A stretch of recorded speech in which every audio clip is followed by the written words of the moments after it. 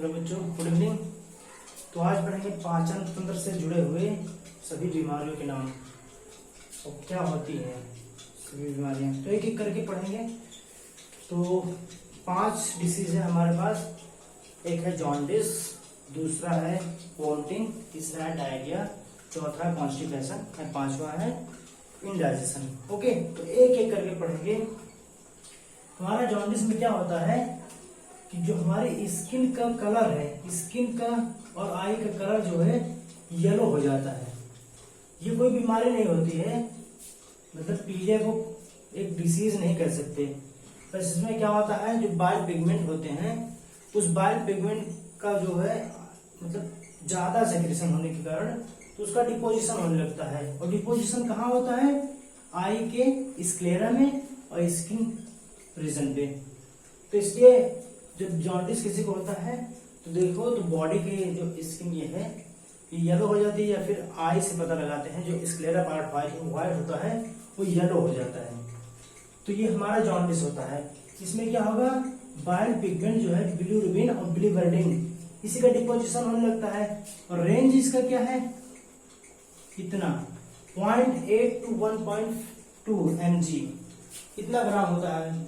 तो अगर इससे हमारा ज्यादा हो रहा है बिलिरुबिन और बिलिवर्डिन तब जॉन्डिस काज हो जाएगा। ओके, तो ये हमारा जॉन्डिस हो गया। वोमिटिंग में क्या होता है, वोमिटिंग या फिर एमेसिस इसी को कहते हैं। इसमें क्या होगा, ejection of the stomach content. तो ये हमारा होता है वोमिटिंग। तो स्टमक कंटेंट जो है उसका इजेक्शन कैसे होता है, आइए देखें। तो ये हमारा देखिएगा स्टमक रीजन है, ये इतना यहां से यहां तक स्टमक रीजन है। यहां पर हमारा फूड स्टोर है। ओके, ये हमारा हो गया कार्डियक इंस्पेक्टर, इसको कहते हैं कार्डियक इंस्पेक्टर। ओके, ये हमारा हो गया पाइलोरिक होता है।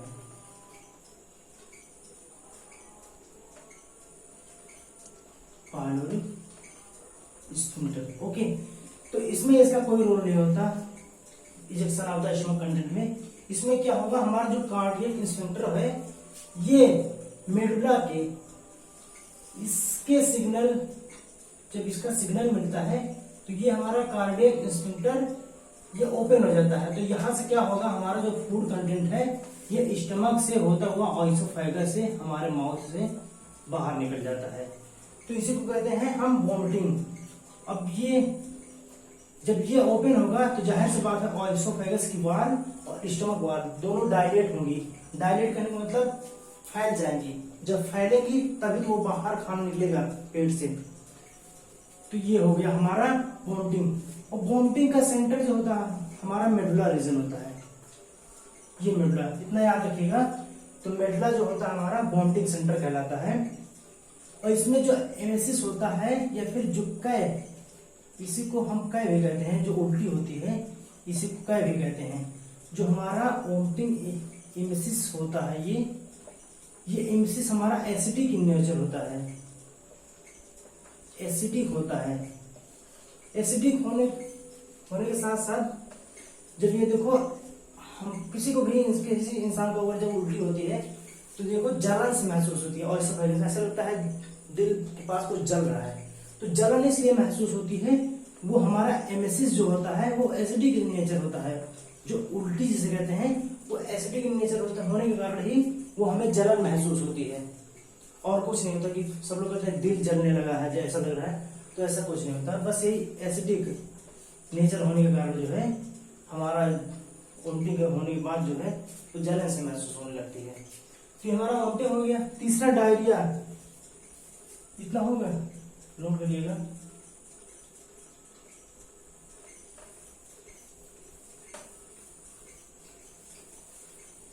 डायरिया, आइए देखते हैं, थोड़ा ऊपर लिखेंगे।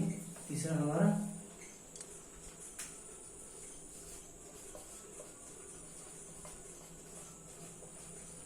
डायरिया, इसी को हम कहते हैं अतिसार। नाम से ही पता चल रहा है क्या है ये, अतिसार। डायरिया कहने का मतलब है abnormal frequency of the बॉबल movement and increase liquidity of the faecal discharge. आइए समझते हैं, डिफिनेशन देखिएगा। Abnormal frequency of the बॉबल movement and increase liquidity of fecal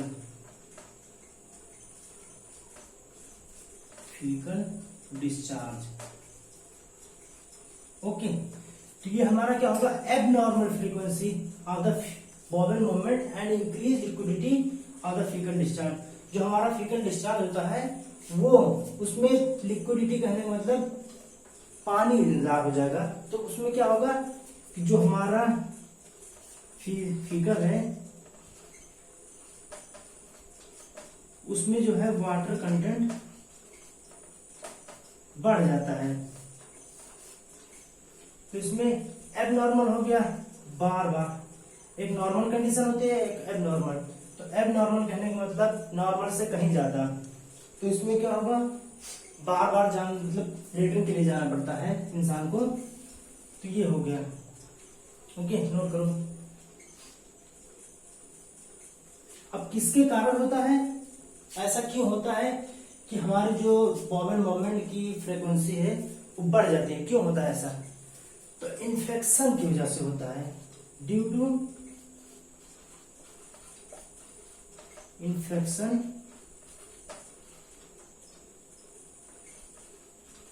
caused by bacteria, वो हो सकता है, वायरस भी हो सकता है,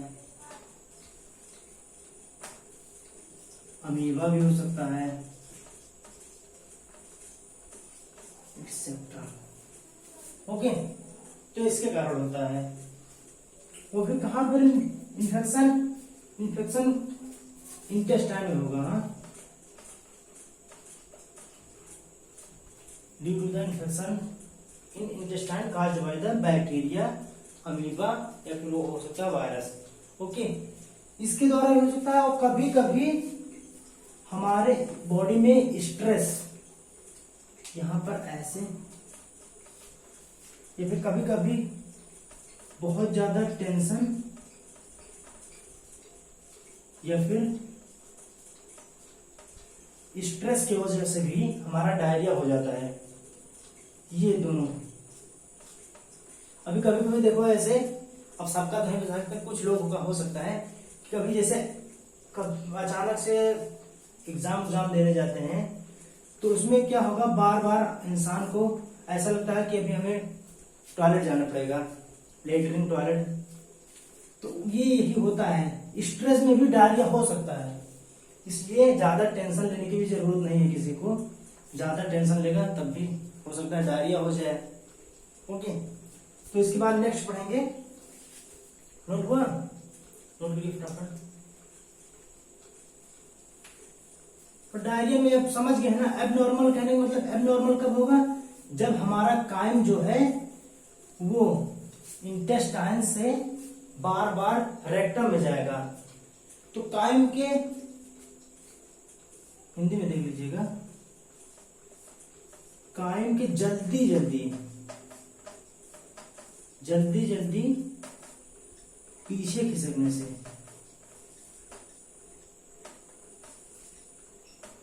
पीछे खिसक जाने से। अब कहां खिसक रहा है, लार्ज इंटेस्टाइन से कहां, रेक्टम में।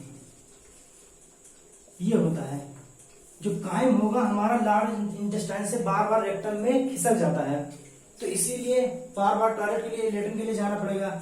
जाहिर सी बात है, रेक्टम हमारा कहां तक, कितना देर तक वो फीकल डिस्चार्ज को कर थोड़ी ना पाएगा। ओके, तो ये तीसरा हो गया। आइए चौथा देखते हैं।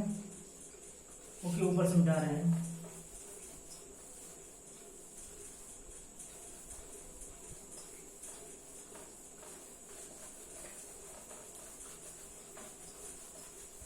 दो और बच रहे हैं। एक बच रहा हमारा कॉन्स्टिपेशन एंड इंडाइजेशन। तो आइए चौथा देखते हैं, कॉन्स्टिपेशन। इसी को हम कहते हैं कब्ज। Okay,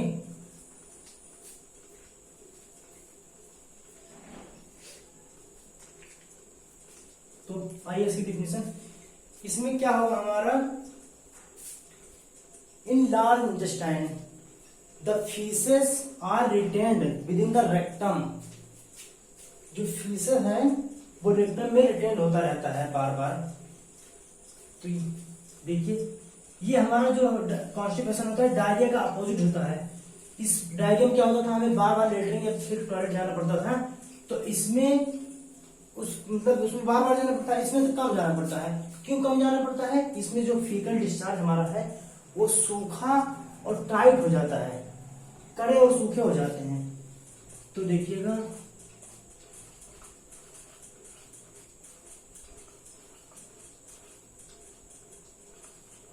in large intestine the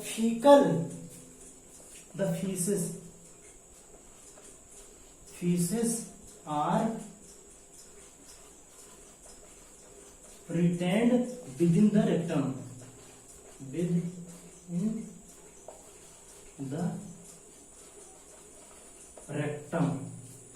तो ये जो हमारा फीसेस है वो बार बार रेक्टम में रिटेन होता रहता है। तो इसमें क्या होगा, जो हमारा फीसेस है ये क्या होगा हमारा, टाइट सूखा, कड़ा होने के साथ साथ ये सूखा हो जाएगा, ड्राइड हो जाता है।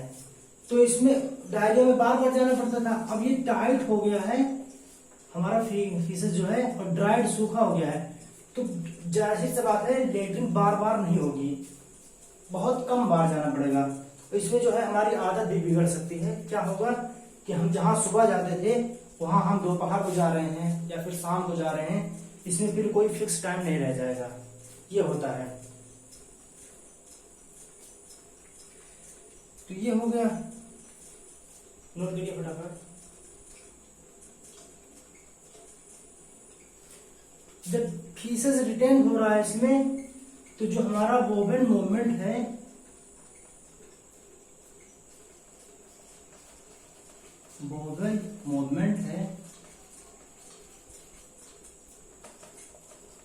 इर्रेगुलर हो जाएगा। उसमें भी एबनॉर्मल फ्रीक्वेंसी थी, इसमें इर्रेगुलर हो रहा है।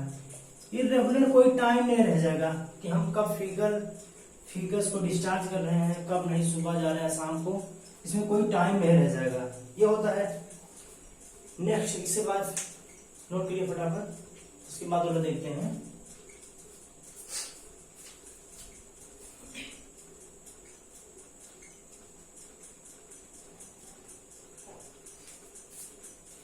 और ज्यादा दिक्कत है तो स्टार पॉइंट करके इसमें लिख दीजिएगा, rate of the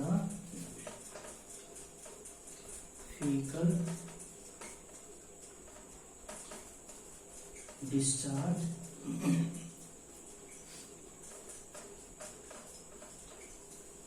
decrease due to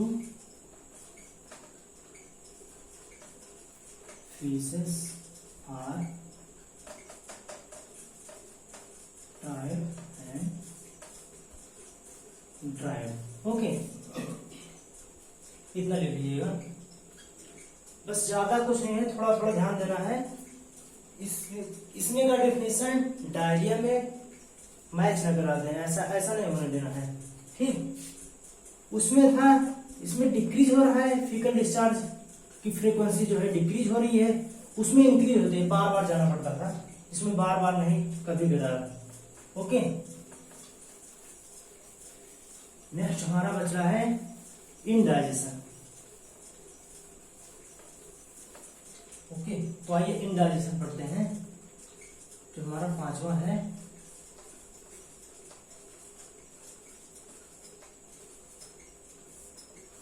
इसी को हम कहते हैं अपच। अपच क्या होगा कि जब हम खाना ज्यादा खा लेंगे या फिर स्पाइसी फूड खाते हैं, या फिर हमारे बॉडी में खाना खाने के बाद जो भी एंजाइम है वो